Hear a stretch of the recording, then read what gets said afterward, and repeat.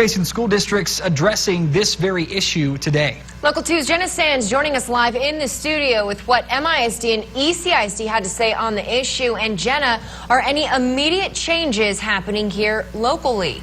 Well, Stephanie, according to both districts, they don't plan on changing anything quite yet. However, I spoke with parents to hear their reaction about this controversial topic. Yeah, it's not a problem. I mean, it's not an issue. I know. Basin parents speaking out on the idea of their children being subjected to using restrooms with blurred lines.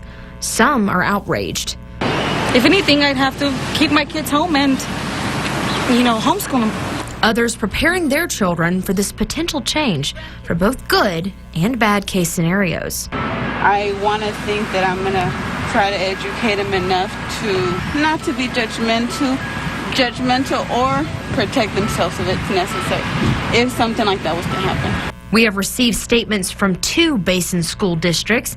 Midland saying in part, MISD has a lot of successful history of making all students feel welcome, accepted, and comfortable in our schools. We don't see the need to change what we are doing on our campuses.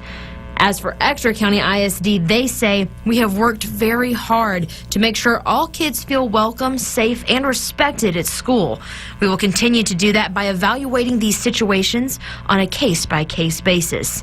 Now, we have confirmed that in Exeter County, there is no policy on whether students use the restroom on gender identification versus biological sex.